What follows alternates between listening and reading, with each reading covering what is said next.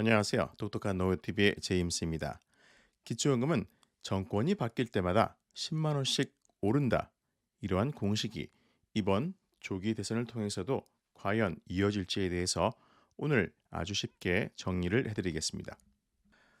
올해로 확대 시행된 지 11년째를 맞이한 기초연금은 만 65세 이상 소득 하위 70% 노인에게 세금으로 마련된 재원으로서 매달 일정 금액을 지급하는 노후소득 보장 장치의 하나로서 보험료를 한 푼도 내지 않고도 자격 요건만 충족하면 받을 수 있기에 노인들의 만족도가 매우 높았습니다.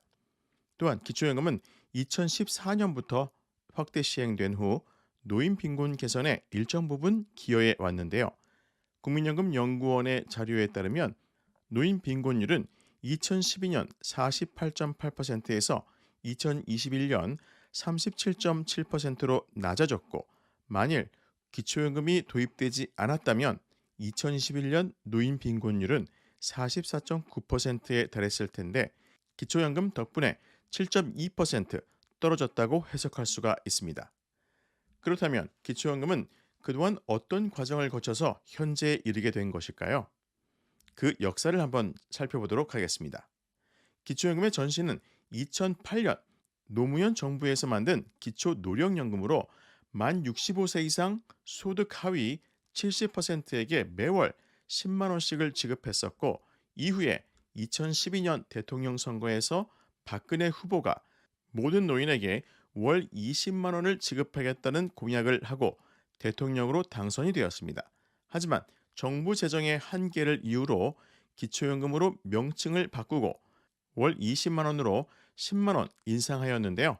이후에 문재인 대통령이 30만 원으로 인상을 했고, 그 후 윤석열 전 대통령이 임기 중 40만 원 인상을 공약한 후 2027년부터 소득 하위 70%에게 기초연금 40만 원 인상을 발표했지만 탄핵으로 인해 인상이 불투명한 상황이 되어버렸습니다.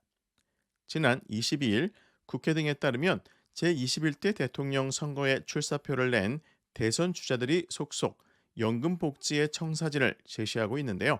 일부 후보들은 국민연금 모수 개혁 아닌 보험료율 13%, 소득 대체율 43%에 대해 비판을 하며 구조 개혁을 통해 지속 가능한 연금 개혁을 완성하겠다는 의지를 드러냈습니다.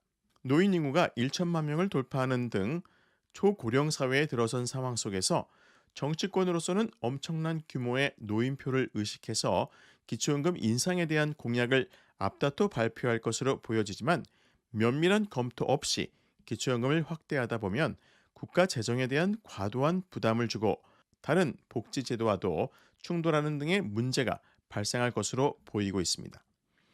대부분의 전문가들이 지금 같은 식의 기초연금 인상은 지속하지 않는다고 보고 있으며, 정부가 가난한 노인의 노후를 지원하는 것은 당연한 일이지만 국민연금 월평균 급여액이 65만 원인 상황을 고려한다면 공적 연금의 주축인 국민연금의 근간을 흔들 수 있는 심각한 문제라고 할 수가 있습니다. 지난 대선 이후 연금 재정의 건전성을 주장하며 어려운 분들께 더 많은 연금을 지급하는 선택적 복지의 국민의힘과 기초연금의 인상과 지급 대상 확보의 보편적 복지를 주장하는 민주당이 이번에는 과연 어떤 공약으로 어르신들의 선택을 받을 수 있을지 관심이 집중되고 있습니다. 그렇다면 이번 조기 대선에서는 기초연금 인상 이외에 과연 어떤 내용이 다루어질 수 있을까요? 지난 대선 과정을 돌이켜보면 윤석열 후보는 기초연금 40만 원 인상 이외에 국민연금 연계 감액의 미세 조정을 공약했었고, 이재명 후보는 부부 감액 폐지를 공약했었는데요. 어르신들께서 그토록 원하시는 기초연금을 노인 전체에게 지급해야 하는 이유를 네 가지로 정리해 보았습니다. 기초연금을 노인 전체에게 지급해야 하는 첫 번째 이유는 노인 빈곤율을 부추기는 정부의 무책임한 책임입니다. 정부 여당에서는 기초연금 노인 전체 지급에 대해 연금 재정의 악화와 예산 부족의 이유로 보편적 복지에 대해 반대하고 있지만, 선진국에 진입했다고 자평하고 있는 대한민국의 연금 지출은 국민 총 생산 GDP 대비 3.5% 정도에 그치고 있고, 이는 OECD 평균 9.2%의 절반에도 미치지 못하는 수준입니다. 사회보험 방식으로 운영하고 있는 독일의 경우 보험료의 30%를 국가 재정으로 부담하는 것을 원칙으로 하고 있는 것과 비교한다면 우리나라의 연금 지출 3.5%는 너무나 미미한 수준이라고 할 수 있고, 공무원 연금, 군인 연금에는 매년 10조 원씩 세금을 투입하는 상황 속에서 연금 재정의 고갈을 운운하며 노인 빈곤율에 대한 정부의 책임을 회피하는 것은 너무나 무책임한 정책이라고 할 수가 있겠습니다.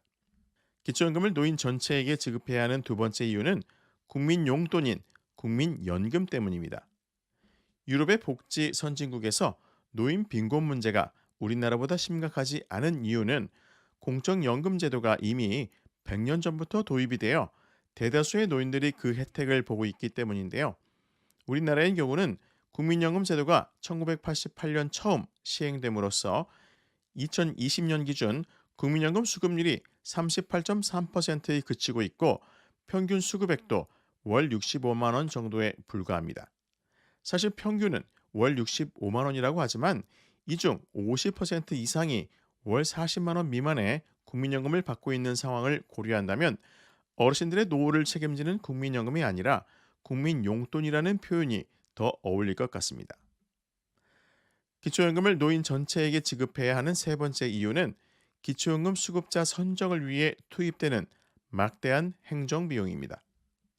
기초연금을 받는 70%와 못 받는 30%를 구분하기 위해서는 신청인의 소득과 재산, 그리고 부채까지도 모두 조사해서 소득 인정액에 반영을 해야 합니다.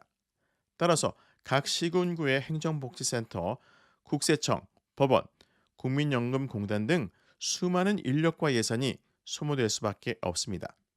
또한 기초연금 심사 업무도 복잡하고, 앞에서 설명드렸듯이 만 65세 이상 어르신들의 소득 인정액을 기준으로 순위를 정한다는 발상 자체가 무리가 따를 수밖에 없는 정책입니다. 따라서 65세 이상 모든 어르신들께 기초연금을 지급하는 것이 당장은 어려울 수 있지만 단계별로라도 시도하는 지혜가 반드시 필요한 때입니다. 기초연금을 노인 전체에게 지급해야 하는 네 번째 이유는 소득 인정액 계산의 불평등입니다. 현재의 소득 인정액 계산 방법으로 기초연금 수급 대상을 선정한다면 젊어서 일하고 저축해서 안정적인 노후를 위해 연금에 가입한 분들께서는 기초연금 수급이 그렇게 만만치는 않습니다. 2025년 현재 기초연금은 어르신들의 소득과 재산, 그리고 부채까지 모두 반영한 소득 인정액이 단독 가구는 228만 원, 부부 가구는 364만 8천 원 이하면 받을 수 있는데요. 기초연금의 수급 자격을 결정하는 소득 인정액 계산 시 부동산을 소유한 사람은 시가 기준이 아닌 시가 표준액, 즉 공시가를 기준으로 소득 인정액에 반영이 되고 있고, 심지어 전년도 공시가 기준이므로 실제로는 50% 정도의 기본공제 효과가 있습니다.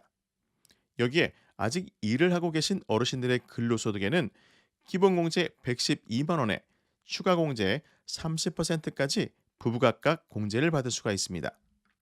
그런데 도대체 왜 젊어서 열심히 일해서 번 돈으로 저축한 금융재산, 즉 정기예금, 정기적금, 주식, 보험 등에는 기본공제가 달랑 2천만 원밖에 되지 않는 걸까요?